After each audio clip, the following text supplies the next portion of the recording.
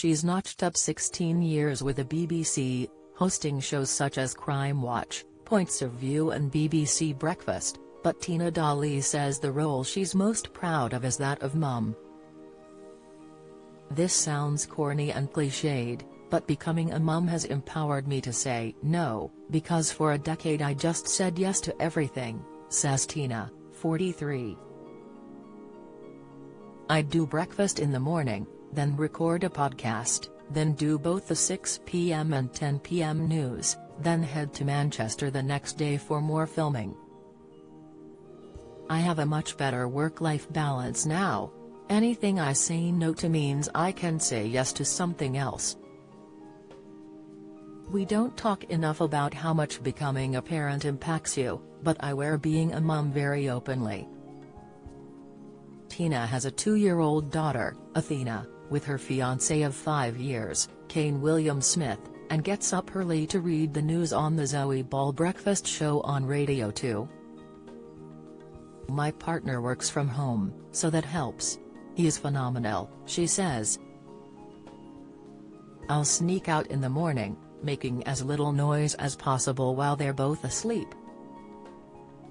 But being a parent is tough. The hours at work are still brutal and there's perpetual mum guilt. People say, does it get easier? No. You're permanently jet-lagged. But it means I'm available for Athena a lot in the day.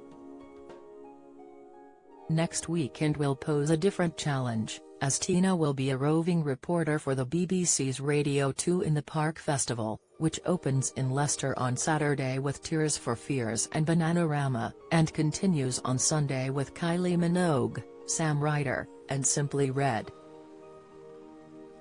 She has an unusual link to the second day's headliner. I used to wash Kylie Minogue's hair.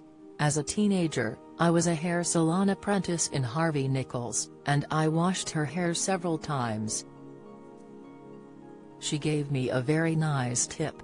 I've still got the envelope with just a K on the front.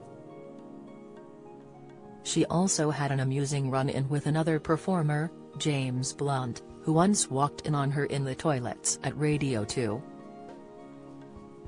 I forgot to lock the door, what an idiot, she says. Luckily I was washing my hands, but I was mortified. It makes me feel sick thinking about if he'd have walked in any sooner. He was so apologetic. Another act is Beverly Knight, who helped Tina get over her massive imposter syndrome when she was asked, while on maternity leave, to join Jeremy Vine's Radio 2 show. I saw Beverly at a Christmas party just before and told her I felt scared about filling in. I said, what if people hate me? And she gave me a motivational chat. It's important to admit I don't have armor, I'm human and, just like other new mums coming to work, I have worries. It really did gee me up and I thought, yes, I can do it.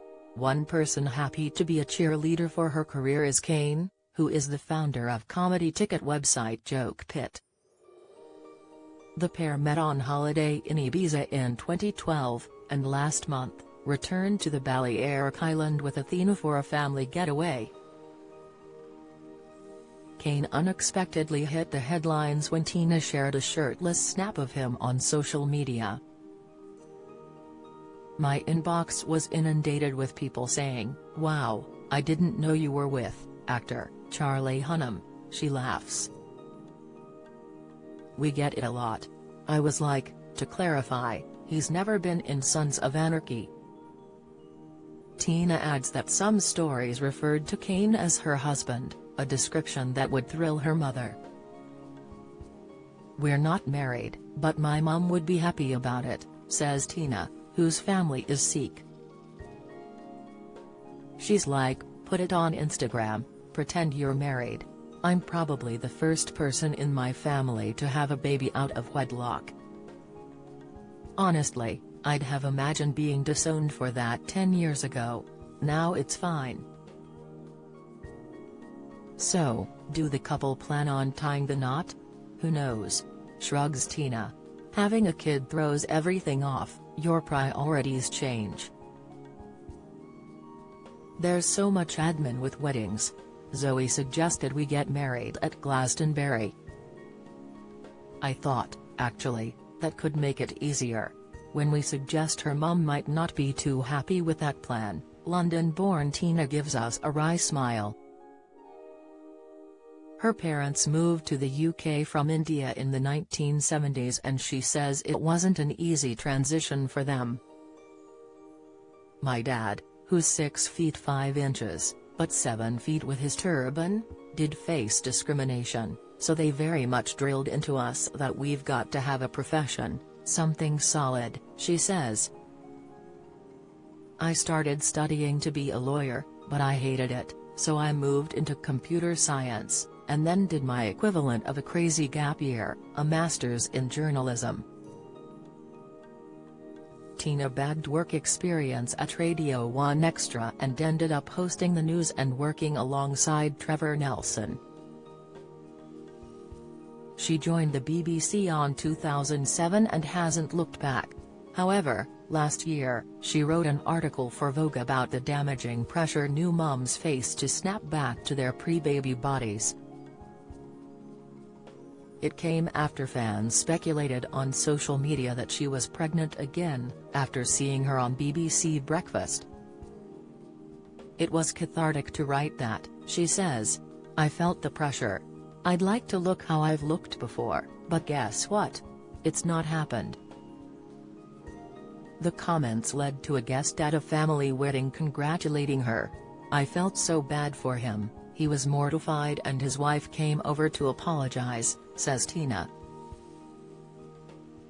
Sitting on the breakfast sofa isn't that flattering. I do have a bit of a belly. It's life and it's normal. Tina has recently started exercising with a personal trainer. I want to be healthy and fit for Athena and my family, she says. I do weight training twice a week, which I love. Getting back into shape is hard. Genetics probably plays a part, too. The body shape in my family is curvy. I am curvy. I'm embracing myself as a mum now. I may never look the way I looked before, but that's okay. Radio 2 in the Park is in Victoria Park, Leicester, on Saturday 16 and Sunday 17th of September. Listen live on Radio 2 and BBC Sounds, and watch on BBC iPlayer. Follow Mirror Celebs on Snapchat, Instagram, Twitter, Facebook, YouTube and Threads.